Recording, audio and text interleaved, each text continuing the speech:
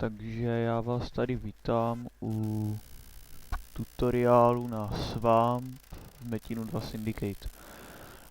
Swamp je mapa od levelu 100 a potřebuje se do ní nějaká lepší výbava.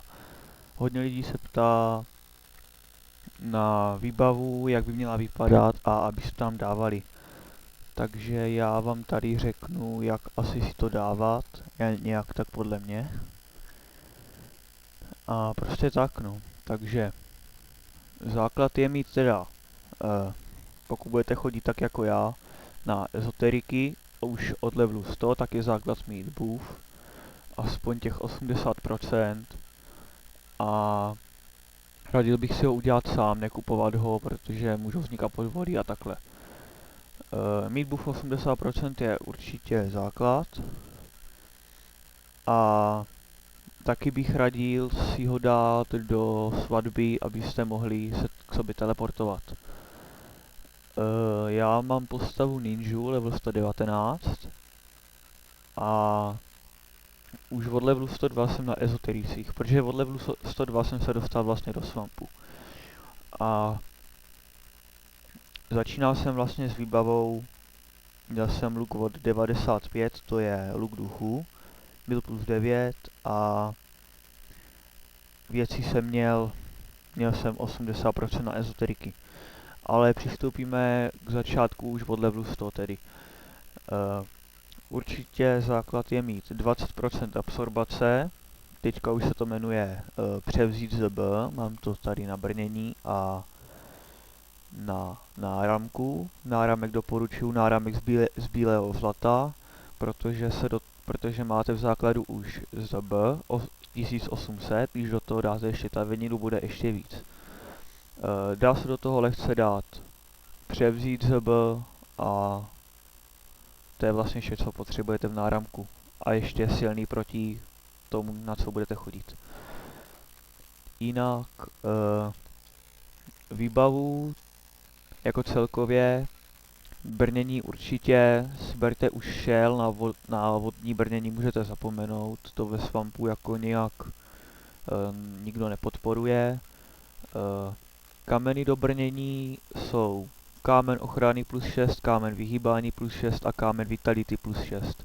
Nic jiného nepodporuju osobně, protože tohle je asi tak nejlepší volba.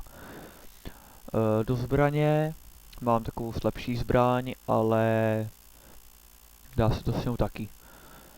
A do zbraně bych dával kámen nestvůr, kámen smrtící rány plus 6 a kámen průniku plus 6. Průnik tady nemám, protože ho zatím tak tolik nepotřebuju. Do všeho určitě dávejte. Já dělám teda podporu ezoteriky, takže já do všeho dávám silný proti ezoterikům 20%. Do všeho čeho jde. A to je zbraň, helma, štít, náramek a náušnice.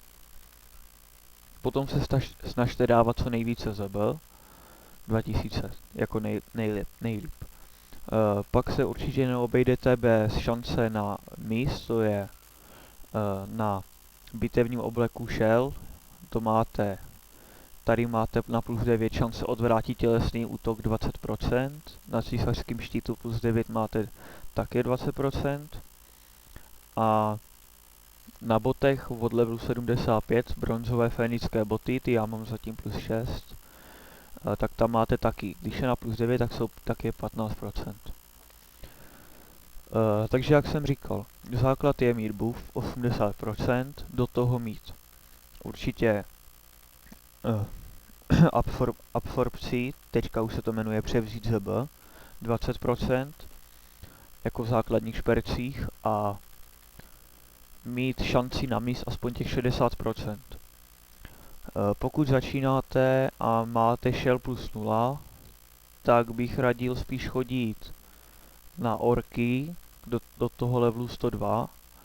Na orkách si to můžete dávat i bez buffu, tam vám stačí akorát kritik a nějaká ta lepší zbraň. No, já doporučuji teda, pokud jste válečník nebo tak zbraň už od 100,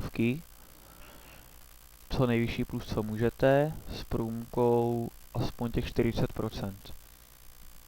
U ninji bych volil luk duchu od 95 do proměny. A to protože luk sépie je pomalej a nevyplatí se ho dělat už na levelu 100 až 108. Určitě zlepšujte prvně shell do levelu 105 a snažte se tahat, pokud jste ninja, tak berte rovnou už od ezoteriků s buffem a berte to tak, že naženete bouchne do dvou skupinek ezoteriků a budete běhat okolo, dokud se trochu nerozrostou. A potom je sejmete. Víc byste možná totiž nemuseli utáhnout a mohlo by vás to stát hodně proměn. Takže takhle u ninji a u ostatních postav bych doporučoval ty orky do toho levelu 108 až 110. Snažte se vylepšovat průběžně i zdobený šperky. Tady bych doporučoval zdobený šperky u ninji, válečníka a u ninji a válečníka jsou to zdobené měděné náušnice, zdobený nebeský náhrdelník a zdobený náramek z bílého zlata. K surovi a k šamanovi tam o tom trochu vím míň, ale lidi říkají, že je dobrý mít zlatý náušnice a ten zbytek, co jsem vám už říkal. Potom určitě musíte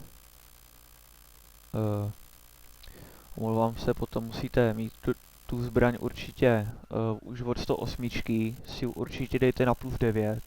Já jsem mu teda koupil a do 108 jsem měl luk duchu. Vyhovovalo mi to a koupil jsem ten luk za 1,5 miliardy, mám tady 20% ezoteriky a průměrnou škodu 33. Je to málo, ale stačí to a dávám s tím ezoterikum reálný za 56 000. Potom občas si zničte i nějaký ten meteor, když ve svampu najdete a sbírejte požehnání života a požehnání draka. To vám doplní ZB na 100%. Nezapomeňte chodit do Kerindoru, já tam teda nechodím, já spíš kupuju střepy, ale je to dost nákladný. Jo.